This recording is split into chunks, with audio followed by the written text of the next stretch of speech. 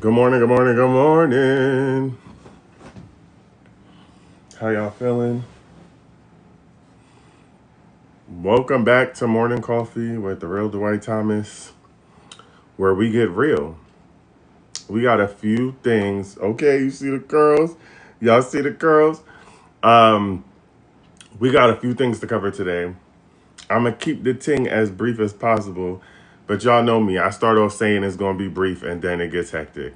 Um, I think number one, the first thing I would like to talk about. Well, happy Friday. Coffee's here. Curls here. Okay. One of the first things I need to talk about because it's like funny and not funny at the same time.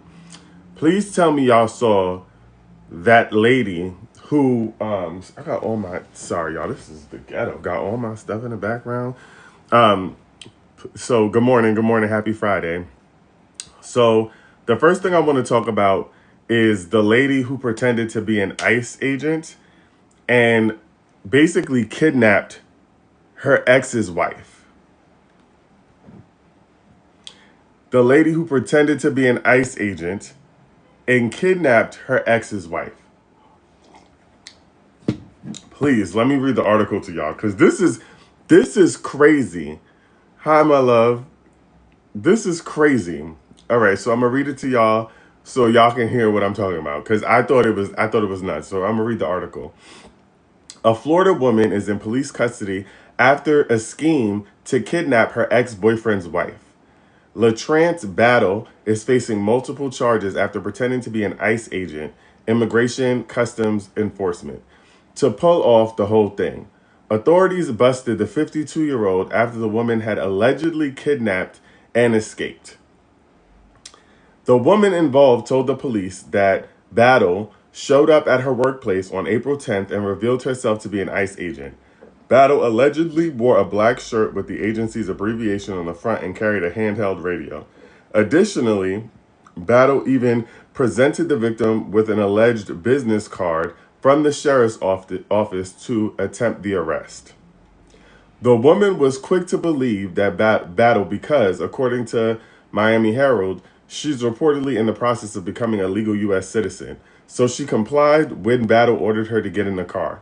Investigators said that the victim was scared and trying to avoid any trouble. When she tried to call her husband and lawyer in the car, Battle allegedly snatched her phone and told her that she'd be able to do it at the sheriff's station. Hold on, sorry y'all. Sorry y'all. This is crazy. It's crazy. At the big grown age of 52, this is what she did to her ex boyfriend's wife. Hold on. So she allegedly snatched her phone and told her that she can call when she gets to the sheriff's station. Things became clearer to the wife after the fake ICE agent drove past the station and pulled up to an apartment complex. During the ride, Battle allegedly stepped into a unit, and at the time, the wife stepped off to the neighbor's apartment seeking help. She obtained a phone and hid behind a car to make a call, and the neighbor later let her wait in his apartment. By the time the police arrived, Battle had already taken off. When the woman described what happened to her husband, he suggested that the fake ICE agent could be his ex-girlfriend. 2 years ago, Battle reportedly assaulted him, which led him to having to file a restraining order against her. The details of the incident are still scarce. Police finally caught up with Battle a few days later in Fountain as she tried to flee towards Alabama.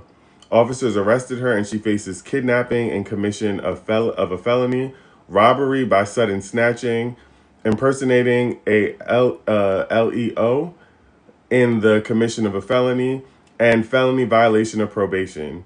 On April 21st, the Bay County Sheriff's Office shared video footage of officers pulling her over and detaining her. Let me tell you something. If you have to go as far as pretending to be an ICE agent, you need to let it go. You need to let it go. At this point, it's never that serious. You kidnapped that man's wife and pretended to be an ICE agent? You can't love nobody that much. That's insane. That is insane work. Okay, I want to be the first to tell y'all to let it go, like Elsa said in Ice, right? Whatever the movie is, or Frozen, not Ice, the irony. Like Elsa said in Frozen, let it go. Okay, because you think about how much work somebody had to put in to get this done. You had to obtain the outfit. You had to obtain the outfit to pretend to be an ice person. You then had to create a business card. You went out of your way to create a business card to trick this woman. You got you a radio, dressed up like an officer, showed up at the job, presented with all of this, and then kidnapped your ex's wife? And my question is, I thank God that the lady got away. It's not funny, but it's funny. Thank God the lady got away, because what was you planning to do to her?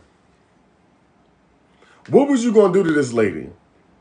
Because what are the next steps? When I think about next steps, right? Because I always want to know what's the next steps. What was you planning to do to this lady? Because now that you got her in custody, you got to see it through. You got to see it through, my boy. Like, what do you do now? So the whole situation is crazy to me. But I thought we needed to talk about it because kidnapping your ex's wife while pretending to be an ICE officer is crazy. And then the fact that she was in the process of becoming a US citizen, just imagine how scary that was when you realized something was iffy.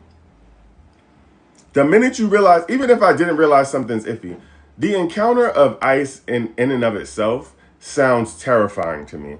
Having to encounter someone snatching you off the street and telling you that they're going to deport you sounds crazy. Now imagine then realizing that this is your husband's ex impersonating an ICE officer.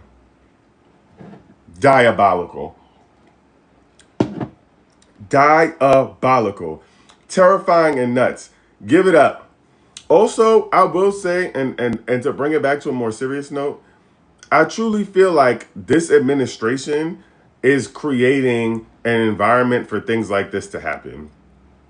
Because all of the scare tactics that they're using around ICE, the way that they're handling it so publicly, the way that they're so aggressive about it, I feel like this is their fault because you're creating a space for people to feel comfortable to just do anything.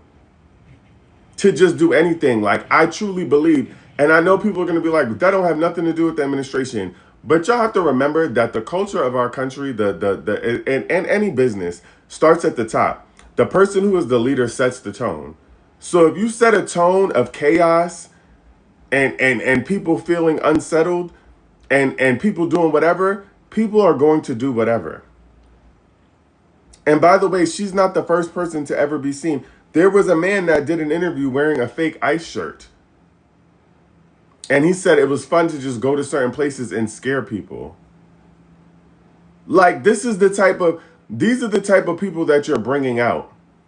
You understand what I'm saying? And they've always existed, but they've had to hide because their behavior was so egregious, they couldn't do it publicly. But when you have a president that behaves the way that the president is behaving, it makes it feel more appropriate for people to come out and do this in droves. All of the racist people, all of these people who are screaming racist rhetoric and want to be problematic at the top of their lungs now, they've always existed. They just haven't felt comfortable being so present and so out there. And now that this administration has set the tone for that to be what people do, this is what we're seeing. So it really is. I blame the administration for it wholeheartedly. And I feel like this is what happens when you set this type of tone for our country. Our country is in shambles. People are doing whatever around here. Because if the president is doing whatever, then what makes you think that as an average citizen, I'm not going to do whatever? When the president doesn't even have to follow checks and balances, when checks and balances don't exist, when the Supreme Court is telling them no, when a judge rules that the president and his administration can't do something, and the president and his administration does it anyway, what do you think that is telling the rest of the world? That there's no law and order. That people can do whatever they want and it's fine. So, like, this is why we're seeing these crazy incidents you know what I'm saying, come out and happen in numbers, because this is what is being shown to us through the media. All right, so there's that. I thought we all needed. It's a good laugh. I don't want to laugh at the expense of the young lady who was kidnapped, because that is terrifying. I'm laughing at the lady who decided to kidnap her, because that is insane. That is insane behavior. That is one of the most insane things I've ever heard in my entire life. So I thought we would start off with something like. The next thing I want to talk about is they haven't decided her punishment yet. We're still waiting to hear more, and what they're going to do with her. But she has been detained, and charges are being pressed against her. The next thing I want to talk about, I saw a lot of people yesterday talking about Trump and these HBCUs and how he's planning to give money to HBCUs. I've even heard radio hosts celebrating the fact that he's giving money to HBCUs, and I just want to talk about that quickly. While I understand that giving money to HBCUs is great, let me say that first. Giving money to HBCUs is great. I'm not one to pretend like something is not truly what it is, right? It's great that he's promising the money. However, one is, it's a trap. It always comes with contingencies. Number two, y'all should already smell from a mile away that it's a scam. Because someone doesn't go from saying that HBCUs and other institutions shouldn't be letting people in based on race. There's no way that he went from telling colleges that he was going to take money away from them if their admissions criteria had anything to do with race or DEI, and that if they in any way participated in DEI, that they would lose federal funding. And now he's pouring funding into HBCUs. That doesn't make any sense. There's a contradiction here. So that should have been red flag number one. But I also believe that it's not a coincidence that he announced that at the same time that he announced that their plan to change the discipline practices in schools. Let me cook. The reason that discipline practices have been being evaluated in educational institutions, specifically from elementary to high school, is because it's been seen that the institutions and the people that run those institutions have biases. Don't worry, I'm going to connect this back to HBCUs. Just hold on. Hold on to your weight caps. The reason that we've had, and this is someone who's worked in education, and I've done consulting, and I still do consulting in education around biases and discipline in education and how it disproportionately impacts Black and brown children. So the reason a lot of these policies had to be created, and some of some of what had to be removed from the classroom and from the teacher's power around discipline had to go to administration, and administrations had to evaluate their discipline policies and practices. The reason that this had to happen was because Black and brown children were being sent out of schools at a disproportionate rate. They were being suspended, expelled, and kicked out of classrooms at a disproportionate rate in comparison to their white peers. The reason for that was that folks saw Black children, more specifically Black boys, as inherently dangerous. And the reason that they see Black boys as inherently dangerous is because they don't understand Black boys and Black children and their culture. So what happens is, if you understand the school to prison pipeline, thank you, because that's where I was going with this. If you understand the school to prison pipeline, then you understand that the number of beds that prisons make every year is based on standardized testing results. Third grade standardized testing results, to be specific. More specifically, it's usually around reading. The reason that they do this is because studies have shown that the more kids who don't read by third grade are more likely to drop out of school and are more likely to end up going to prison. So if you remove any sort of discipline practices, if you remove people having to be less biased in their discipline practices, if you remove some of the policies that are anti-racist and have stopped people from pushing Black and brown children out of classrooms, and let me be clear, it hasn't fully stopped it because it still happens. Black and brown children are being pushed out of schools. As young as preschools, they're expelling black and brown children. If you are pushing them out of schools because you're turning back, you're sending the ownership back to teachers. Teachers make the decision and schools make the decisions, and the policies are being wiped. Black children are not going to be going to college at the rate that they're going to college. Who's going to the HBCUs that you're funding? The money that you're pouring into HBCUs is irrelevant because you're essentially telling people that they are allowed to make decisions around black kids and discipline by pushing them out of the classroom. When you push kids out of the classroom, the more times that they are pushed out of the classrooms, the more likely it is that they're not going to return to the classroom. There are studies that show that. They know that. It is very clear. The Department of Education had to be restructured for many reasons. And as someone who has worked in education and has done the work, I've seen it happen personally. So if you're not forcing people to examine their biases, and if policies are not forcing people to remove their biases, and you can do whatever you want in terms of discipline, and you allow it to be governed by the schools, what do you think is going to happen? Less black kids are going to go to college. HBCUs are not going to have the same level of engagement because they're being pushed out of classrooms as early as preschool. That money is blood money.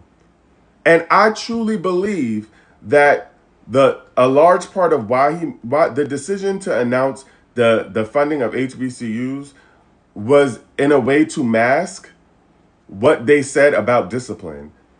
And I listened to it happen. I was listening to the Breakfast Club yesterday, like after the show aired, and the folks on the Breakfast Club, and I'm not blaming them because they're not educators. I understand that people don't understand it. They couldn't understand the dynamic or like why discipline was being the problem with discipline being moved back to the teacher's discretion. And then they were celebrating the fact that he was giving money to HBCUs, but y'all are not seeing the full picture here. Especially and guess what they also announced? They announced recently that more factory jobs are coming to America in the coming years. So, black children being pushed out of schools, lacking education, guess where they're going to have to work? In factories. Okay.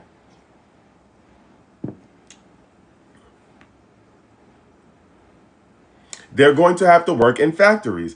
This is all a cycle. It is all perpetual. This is the same reason that they're saying they're giving $5,000 as an incentive for people to have kids because they need more workers. You can't say that you want people to have more kids and then be dismantling the education system.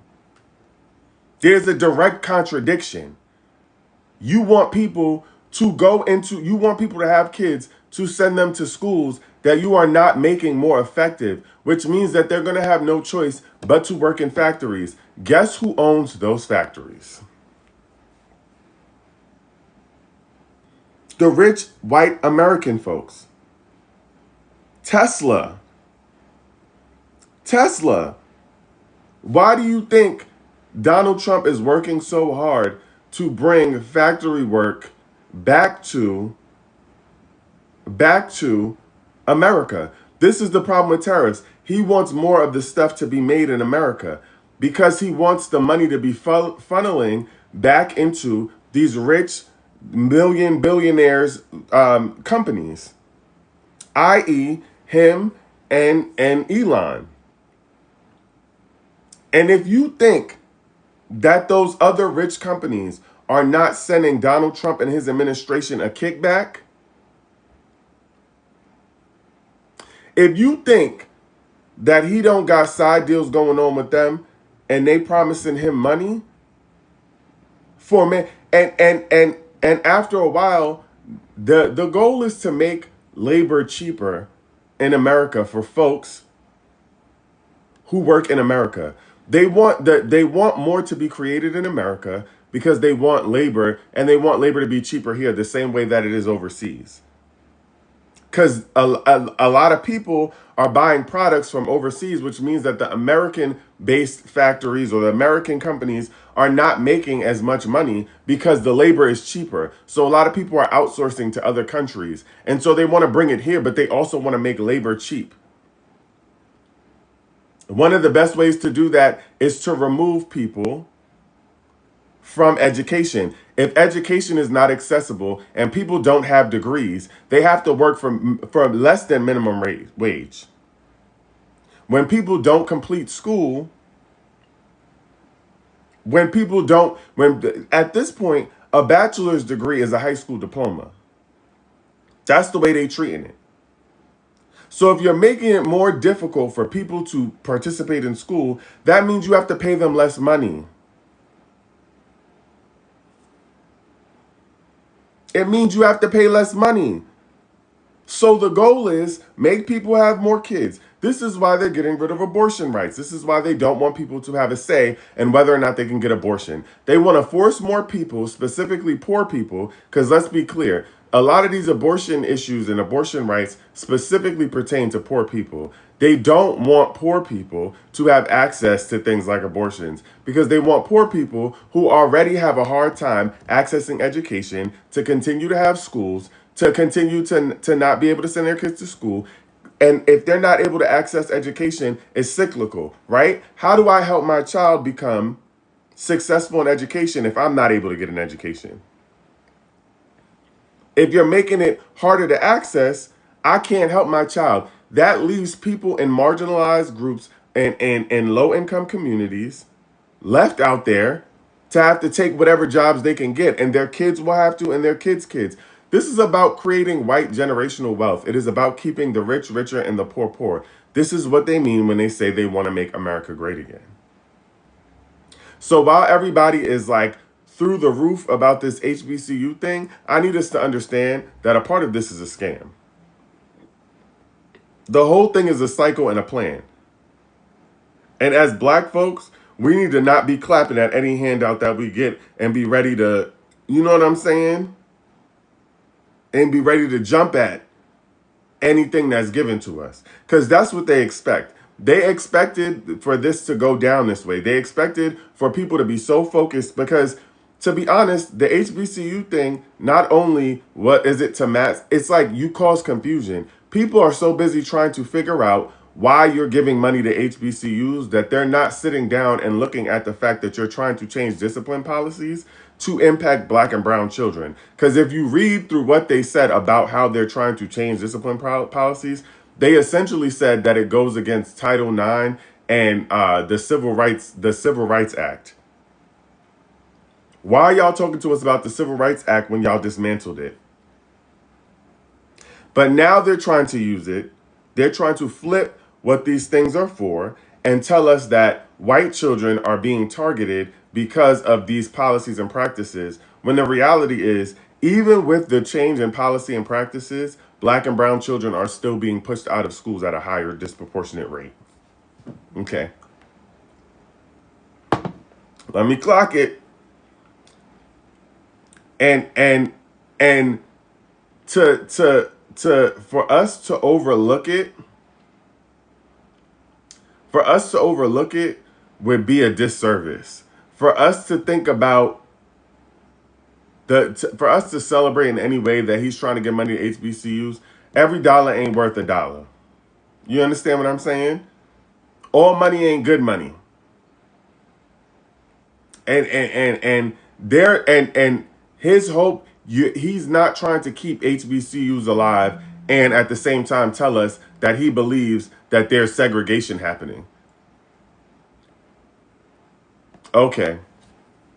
And the reality of it is that you decided that you wanted to move a large part of him dismantling the Department of Education at the federal level was because he said that he wanted states to be able to govern their own education. If you think states should govern their own education, then why at the federal level are you trying to dispel any sort of equitable discipline policies? Why not leave that to the state and school? Okay. Because you want to force people's hands. And the same federal funding that he's given to HBCUs, he's going to take away from schools. Okay.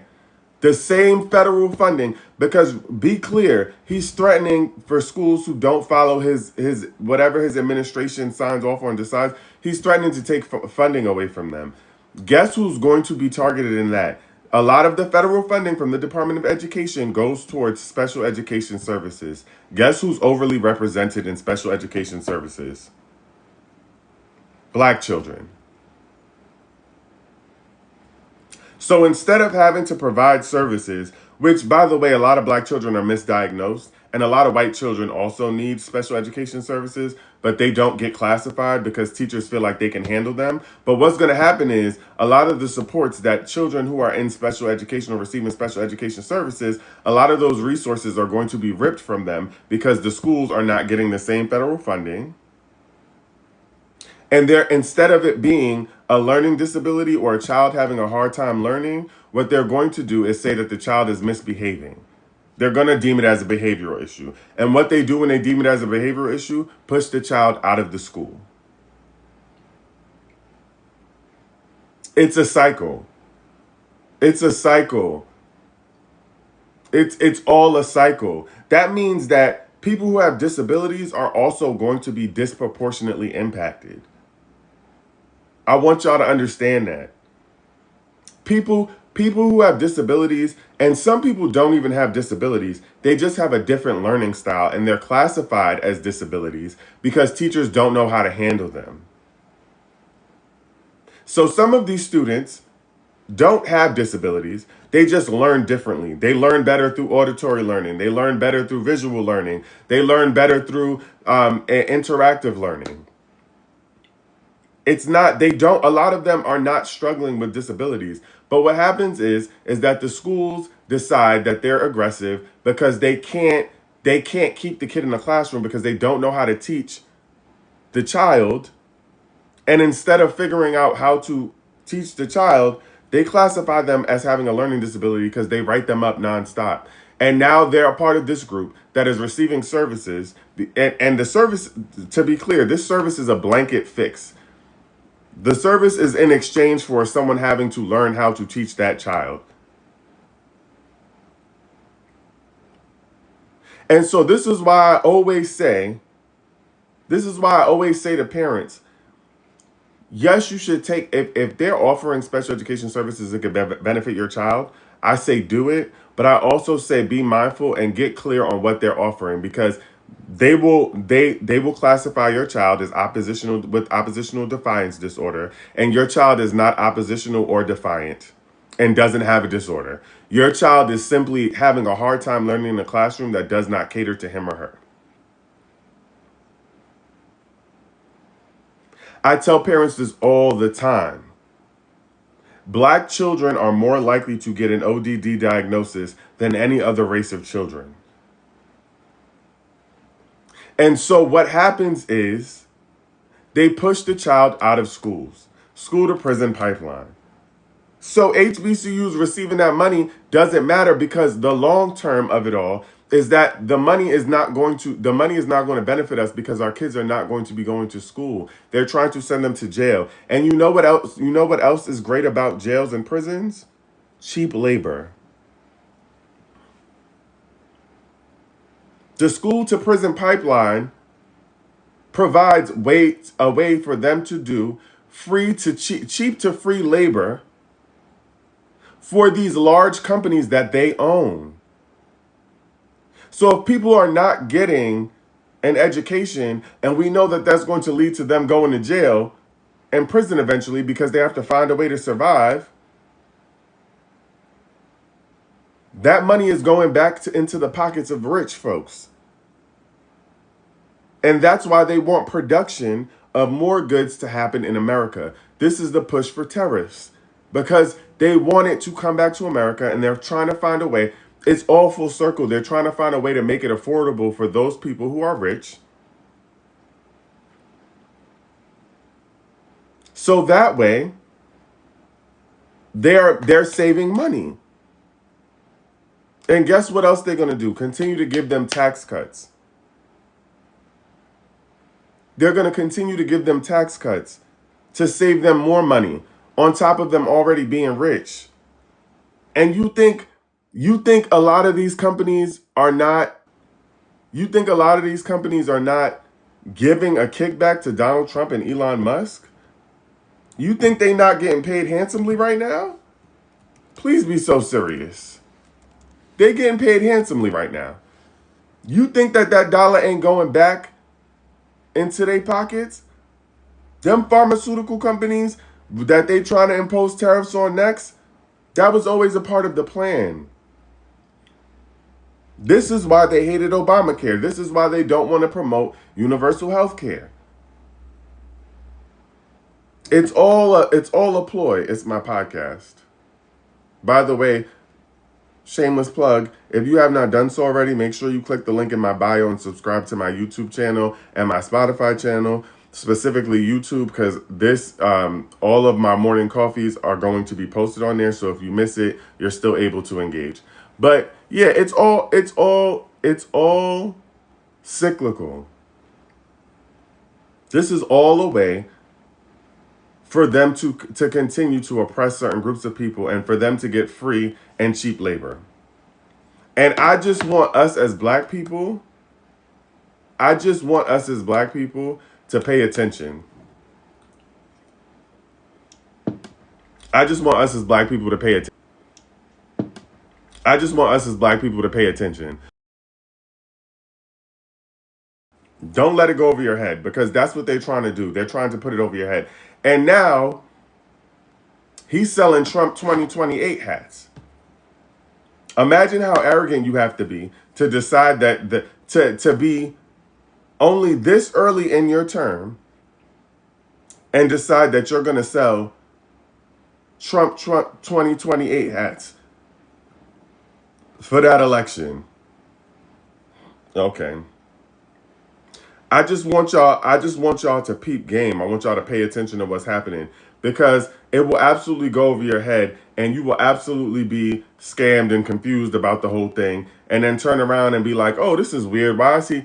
Make sure y'all are paying attention. Don't let these people run game on y'all. You understand what I'm saying? Because that's what this administration is all about. And he's trying to find loopholes to run again for 2028. Okay? So black folks, let's not be those black folks. Here's what we're gonna end the live with today, because I gotta hop off. Don't be those black folks that will take any handout from anybody. We will not be those black folks who will accept the bare minimum as a way to buy us out. You understand what I'm saying? Understand what comes with a lot of this. And pay attention. Don't let a headline confuse you from what's happening, or from seeing what's happening in the background, like what they try to do with discipline. Stay woke. I love y'all. If you haven't done so already, make sure you click the link in the bio and subscribe to my YouTube channel. I'm going to be posting my morning coffees. I see a lot of people saying that they're glad they get to catch it. It is going to be posted on a regular basis going forward. So if you miss it and you want to see it, click the link in my bio, subscribe to my YouTube, subscribe to my podcast on Spotify and all my other social media. But make sure you follow me on YouTube in case this app goes away. And y'all have a great day, and even more, have a great weekend. I hope that the weather is incredible wherever you're at, and that you do something fun and live it up. I love y'all. Be safe. Stay woke.